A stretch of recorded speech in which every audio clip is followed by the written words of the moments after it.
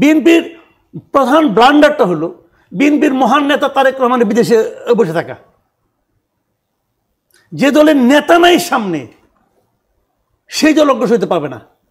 বা এটা রিয়েলিটি, এটা একদম। এই দেশের বিএনপির নেতা কর্মীরা উন্মুখ হয়ে বসে আছে কবে তার নেতা আসবে। 9 মাস হয়ে গেছে উনি দেশে আসেন না। কেন আসেন না? একটা ব্যাখ্যা আমাকে দেন। বসে আছে ব্যারিস্টার, বলুক একটা ব্যাখ্যা, কেন সেটা আসবেন না? উনি যদি এই দেশের মানুষ, এই দেশে ওনার ব্যাপক জনপ্রিয়তা আছে, তারপরে যদি এই দেশটাকে নিরাপদ মনে না করবেন, আর কবে মনে করবেন? উনি ইলেকশনের সময় আসবেন না, তখন তো আরো প্রতিদ্বন্দ্বিতা থাকবে, তখন কে বাসবেন? একটা কারণ। সেকেন্ড কারণ হলো ওখানে থাইকেও উনি করতে পারতেন। উনি যদি বলতেন প্রত্যেকটা এলাকায় যারা চাঁদাবাজি শিকার হয়েছ, তোমাদের আছে যে পরিমাণ তথ্য প্রমাণ আছে, আজকাল কিন্তু তথ্য প্রমাণ খুব ইজি। আপনি আমার কি করলেন, 2 দিন পরে কিন্তু আমার রেকর্ডে এসে যাচ্ছে, আমি অন করে রাখলে হয় খালি। তো সেই জিনিসগুলো আমাকে তোমরা পাঠাও মেইলে, এবং সেই মেইলগুলো নিয়ে এসে পরে আমি সবাইকে বলি তোমার মেইলে পাঠাও। সকল চাঁদাবাজের মধ্যে একটা আতঙ্ক তৈরি হবে 20 সেকেন্ড যে আমার তো পাঠাবে, কিন্তু এটা হচ্ছে না কোনো আতঙ্ক। তারা জানে আজকে এই বিএনপির মধ্যে 10-12 গ্রুপ আছে, তারা জানে এই ভাই আমাকে বাঁচাবে, অমুক ভাই আমাকে রক্ষা করবে, তারা সব জানে। এই জাইনে নিয়ে তারা আকাম সমানে করতেছে, ওনারা কিছু শেয়ার দিচ্ছে। বিএনপি কেন্দ্রীয় নেতারা শেয়ার পায় না, পায় তো রে ভাই। এই দেশটা তো পড়ে গেছে কিছু ধান্দাবাজ লোকের হাতে। শেষ করতে হবে, শেষ করে দিলাম। আমাকে একটু উনি একদম সময় নেই, আমি 5 সেকেন্ড সময় দেব। জনাব তারেক রহমান আসছে না। দেখুন জনাব তারেক রহমান কিন্তু বাংলাদেশের লার্জেস্ট পলিটিক্যাল পার্টিকে লিড করছেন এবং খুবই সম্ভাবনা যে আগামী নির্বাচনে বিএনপি জয়লাভ করবে এবং তিনি প্রধানমন্ত্রী হবেন। তার কাছে যে ইনফরমেশন গুলো থাকবে সেই ইনফরমেশন নট নেসেসারিলি আমাদের সকলের কাছে থাকবে। আসতে দেওয়া হচ্ছে না বলছেন আপনি? আমি জানি না, it could be that, it could be his security threat, it could be anything. তবে কোনো না কোনো কারণ ছাড়া উনি এমনি খুশিতে বসে আছেন লন্ডনে না, আর জানলেও সেটা আমি মিডিয়াতে বলবো এটাই বা কেন আপনি ভাবছেন? এটা তো আমি নাও বলতে পারি। এসেছে যে সংস্কার বিমুখ মনোভাব যদি জয়ী হয় তাহলে জাতির দুর্ভাগ্যের ইতিহাসে নতুন পালক যুক্ত হবে, যেমনটি ঘটেছিল মুক্তিযুদ্ধের পর জাসদের ব্যর্থতায় এবং 1990-এর পর 3 জোটের রূপরেখা বাস্তবায়নে তৎকালীন রাজনৈতিক দলগুলোর ব্যর্থতায়। আচ্ছা, আমি দুটো বিষয় নিয়ে কথা বলতে চাই। এই যে চাঁদাবাজির ব্যাপারটা না, এটা আমি বলি আপনাকে, এটা বেসিক্যালি সারা দেশে একটা বিরাজনীতিকরণের খুব মাস্টার প্ল্যান। এটা যে কথাটা রুমিন ফারহানা বললেন যে চাঁদাবাজি ধরার দায়িত্ব হলো প্রশাসনের। প্রশাসন কিন্তু এ পর্যন্ত শুনেছেন যে চাঁদাবাজির অভিযোগে প্রশাসন কোথাও কাউকে ধরেছে? ধরেনি। চাঁদাবাজি যেটা হচ্ছে, এটা কারণে বদনাম হচ্ছে কার? ম্যাক্সিমাম বদনাম হচ্ছে বিএনপির। বিএনপি কি বোঝে না বদনাম হচ্ছে? এর কারণে ভোট যদি কারো কমে, কার কমছে? বিএনপির কমছে। বিএনপি কি এটাও বোঝে না তার ভোট কমছে? এই ক্ষেত্রে সবচেয়ে বেশি বহিষ্কার কে করেছে? বিএনপি করেছে। বাংলাদেশের ইতিহাসে এর আগে কখনো দেখেছেন যে এত লোককে কোনো একটা পলিটিক্যাল পার্টি তার নিজের দলের লোককে বহিষ্কার করে? উনি বললেন 3000-এর বেশি। আমার একটা হিসাব আছে, আপনার প্রথম 6 দিনে বহিষ্কার করা হয়েছে 627 জনকে, 5 তারিখ থেকে 11 তারিখ পর্যন্ত। এত যে বহিষ্কার কেন? বিএনপির ব্যাপারে ওয়াকিবহাল, তারা চাচ্ছে, পাচ্ছে না। বিএনপি প্রথম একমাত্র রাজনৈতিক দল যারা নাকি চাঁদাবাজির কারণে তার দলের লোককে পুলিশে ধরাই দিছে তো। তারপরে পুলিশ ধরে না কেন? ধরে না এই কারণে সারা দেশে খুব পরিকল্পিত উপায়ে মানুষের মধ্যে একটা ধারণা দিয়ে দেওয়া হচ্ছে যে রাজনৈতিক দলগুলো তোমার সমস্যার সমাধানের জন্য উপযুক্ত নয়।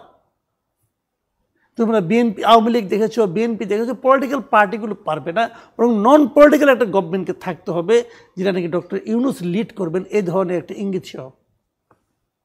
এবং এই জন্যই এই যে আরও 5 বছর চাই, আজীবন চাই, এগুলো কিন্তু খুব পরিকল্পিতভাবে মানুষকে গেলানো হচ্ছে।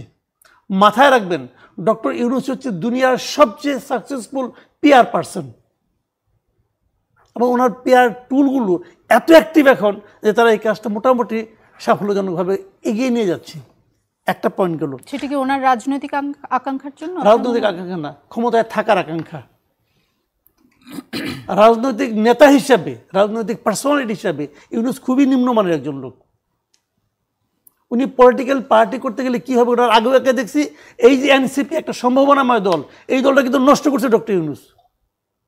জাস্ট ধ্বংস করে দিছে। এনসিপি অনেক বড় একটা দল হতে পারত। দুটো ঘটনার মাধ্যমে এনসিপিকে সে শেষ করে দিছে।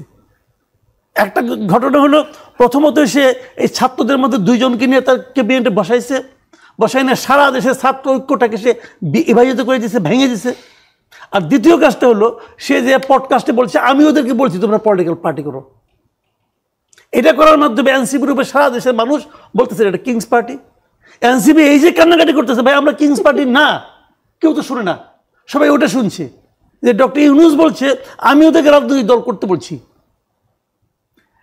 বড় ক্ষতিটা, যদি এনসিপি একটা পাওয়ারফুল পলিটিক্যাল পার্টি হিসেবে দেশে থাকতো, এই দেশের পলিটিক্যাল অ্যারিনায় যে কত বড় উপকার হইতো এটা আপনি চিন্তা করতে পারবেন না।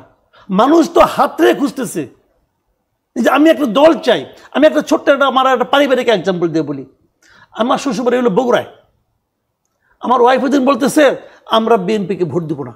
বুঝলেন কেন? ওরা প্রথম কয়েকদিনে যে অত্যাচার করছে, মানুষের বাইরে থেকে চাল ডাল এগুলি চুরি করে নিয়ে গেছে। আমি কেউ যেটাকে বিএনপি নিয়ে গেছে না, বিএনপির কিছু লোক নিয়ে গেছে, ওইখানে বিএনপি করে এলাকায় ছাত্রদল ওরা নিয়ে গেছে। আমি তাহলে বিএনপিকে ভোট দিই। আমাকে ঠিক আছে দিও না। কাকে দিবা? আর কথা বলতে পারে না, আর তার কোনো উত্তর নাই। সে খুঁজে পাচ্ছে না বিকল্পটা। সেই বিকল্পটা এনসিপি হতে পারত। একসময় বিকল্প ছিল না। আমি বলি আপনাকে শুনেন, সেই বিকল্পটা এনসিপি হতে পারত, কিন্তু সেটা এনসিপি নাম নিচ্ছে না।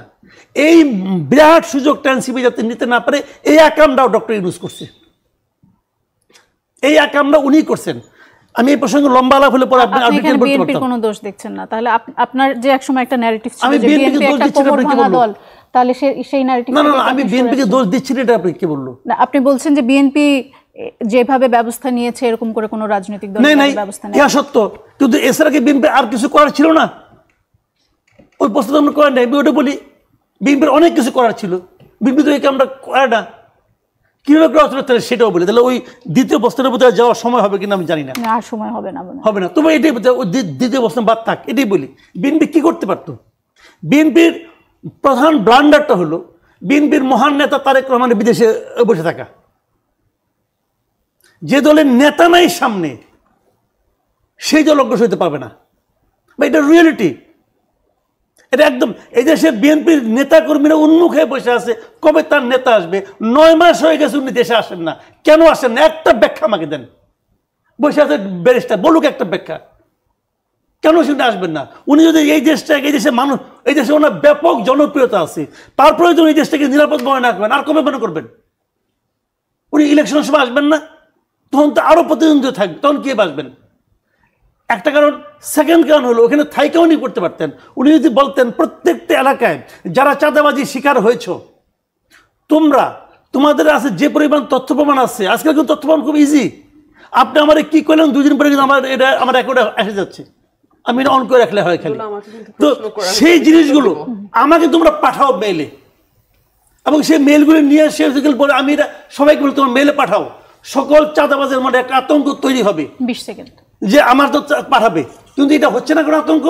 তারা জানে আজকে এই বিএনপির মধ্যে 10-12 গ্রুপ আছে, তারা জানে এই ভাই আমাকে বাঁচাবে, অমুক ভাই আমাকে রক্ষা করবে, তারা সব জানে।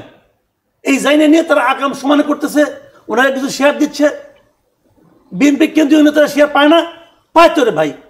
এই দেশটা তো পড়ে গেছে কিছু ধান্দাবাজ লোকের হাতে। শেষ করতে হবে, শেষ করে দিলাম। আমাকে একটু উনি একদম সময় নেই, আমি 5 সেকেন্ড সময় দেব। জনাব তারেক রহমান আসছে না। দেখুন জনাব তারেক রহমান কিন্তু বাংলাদেশের লার্জেস্ট পলিটিক্যাল পার্টিকে লিড করছেন এবং খুবই সম্ভাবনা যে আগামী নির্বাচনে বিএনপি জয়লাভ করবে এবং তিনি প্রধানমন্ত্রী হবেন। তার কাছে যে ইনফরমেশন গুলো থাকবে, সেই ইনফরমেশন নট নেসেসারিলি আমাদের সকলের কাছে থাকবে। আসতে দেওয়া হচ্ছে না বলছেন আপনি? আমি জানি না, it could be that, it could be his security threat, it could be anything.